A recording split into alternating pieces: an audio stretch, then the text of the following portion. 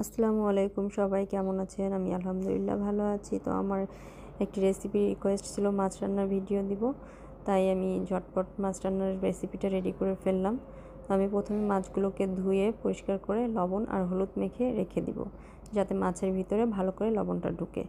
আমি প্যানটা গরম করে তাতে দিয়ে দিলাম সরিষার তেল। সরিষার তেলটা গরম করে নেব খুব ভালোভাবে, কারণ ভালোভাবে গরম না হলে মাছ লেগে যেতে পারে।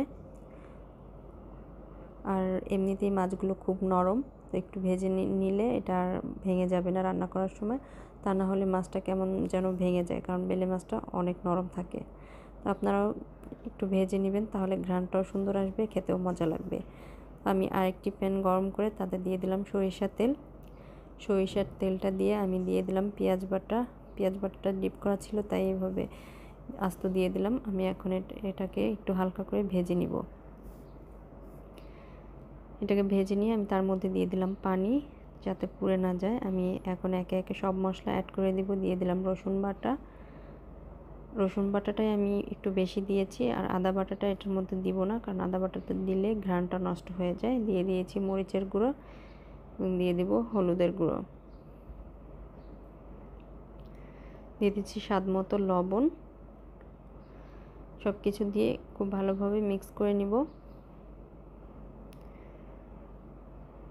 আচ্ছা, জিরার গুঁড়োটা দিতে ভুলে গিয়েছিলাম, তো দিয়ে নিচ্ছি জিরার গুঁড়ো। এছাড়া আমি কিন্তু অন্য কোনো মশলা অ্যাড করব না এটার ভিতরে। আপনারা খুব ভালোভাবে দেখেছেন, আমি কিন্তু আদা অ্যাড করিনি। আমি শুধু রসুন বাটা, হলুদ, মরিচ, জিরা এই মশলাগুলো দিয়েছি। আর আমি সুন্দর করে কেটে নিয়েছি ধন্দুলটা কেটে ধুয়ে নিয়েছি। আর বেলে মাছটা কিন্তু ধন্দুল দিয়ে রান্না করলে সবচেয়ে বেশি মজা লাগে। আমার কাছে মজা লাগে, আপনাদের কাছে কেমন লাগে আমি সেটা জানি না। তবে এভাবে করে দেখবেন, অবশ্যই পারফেক্ট একটা টেস্ট পাবেন, সবাই অনেক পছন্দ করে প্রশংসা করবে। আমি সামান্য একটু কষিয়ে আমি দিয়ে দিলাম পানি। আর মশলাটা কিন্তু আগে খুব ভালোভাবে কষিয়ে নেবেন। আর পানিটা যখন বলক উঠে গিয়েছে, তখন আমি মাছগুলোকে দিয়ে দেবো। আর মাছ দেওয়ার পরে কিন্তু এটা অনেক বেশি নাড়াচাড়া করা যাবে না। আর এটা রান্না করতে কিন্তু অনেক বেশি পানি দিয়ে রান্না করতে হবে এরকমও না। ধন্দুলটাও নরম, আর মাছগুলো তো আমি আগেই ভেজে নিয়েছি, তো সেদ্ধ হয়ে যাবে। আর আপনারা অবশ্যই এভাবে বাসায় একবার করে আমাকে জানাবেন আপনাদের রান্নাটাও কেমন হয়েছে, আর আমার রান্নাটা কেমন হয়েছে সেটা জানাবেন। এই তরকারিটা আমার বাচ্চারাও অনেক বেশি পছন্দ করে, কারণ ধন্দুলটাও নরম নরম আর বেলে মাছটাও খুব মজাদার।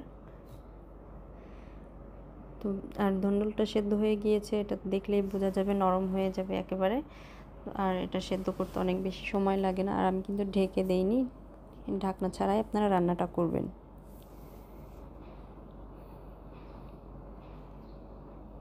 রান্নাটা কিন্তু আমার শেষের পর্যায়ে, আমি এই পর্যায়ে দিয়ে দিব ধনিয়া পাতা কুচি দিয়ে আমি 2-3 মিনিটের মতো রান্না করে নেব, যাতে পাতাটা একটু সেদ্ধ হয় এবং ঘ্রাণটা পুরোপুরিভাবে ছড়াতে পারে।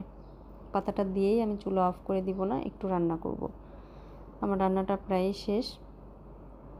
আমি একটু হালকা ঝোল রেখেছি, মাখা মাখা ঝোল। তো এইভাবে করলে কিন্তু খেতে দারুণ মজা। আপনারা অবশ্যই ট্রাই করবেন। দেখুন আমার মাছগুলো কিন্তু ভেঙে যায়নি, একেবারে যেমন ছিল ঠিক ওই রকমই আমি কিন্তু নামিয়ে নিলাম। আর ধন্দুলটাও কিন্তু সেদ্ধ হয়ে গিয়েছে, দেখতেই পাচ্ছেন যে নরম হয়ে গিয়েছে একেবারে। তো রেসিপিটা কেমন লেগেছে অবশ্যই জানাবেন এবং লাইক কমেন্ট করবেন। সবাই ভালো থাকবেন, সুস্থ থাকবেন। আল্লাহ হাফেজ।